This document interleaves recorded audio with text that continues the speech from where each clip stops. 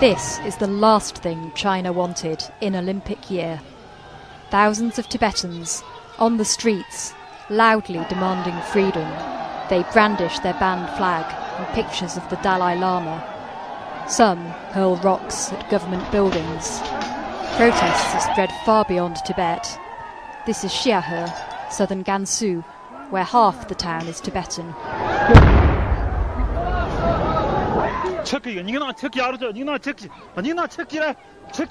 This was the response of paramilitary police.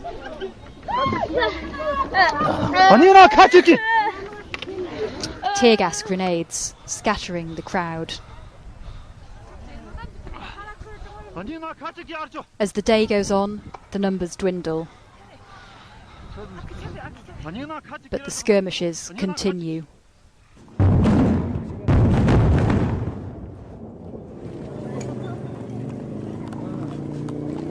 Five minutes ago there was a big standoff between the police, the paramilitaries and the residents here, and the police have obviously had enough. There are the riot police, scores, maybe hundreds of them just down the street.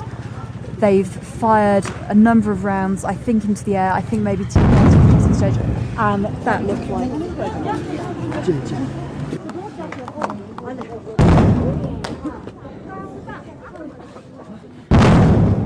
They're obviously bracing themselves for manoeuvres. The paramilitaries are starting to move up the street. They're moving into formation with their riot shields. It's very hard to tell what's going on, and the paramilitaries are definitely on the move. The Chinese say history shows Tibet is an integral part of the country. This monk, whose identity we have protected, says Tibetan culture is being suppressed. Young people today are more concerned with human rights. We want the Dalai Lama to come back. This footage from Friday shows a ceremony at Lebrang Monastery turning into a mass protest. We do this for human rights and freedoms. It's a good way to express ourselves. There's no reason to suppress it.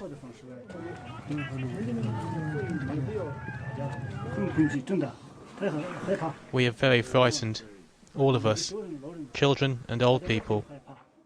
These protests are becoming all too familiar to the authorities. They began in the Tibetan capital Lhasa on Monday, but are rippling through other provinces with Tibetan populations. There's unrest in Qinghai and Sichuan too. So far, the security forces have not unleashed their full power. Perhaps they will find other ways to deal with demonstrators in days to come. Xiahe is waiting to see which runs out first, the passion of protesters or the patience of the authorities.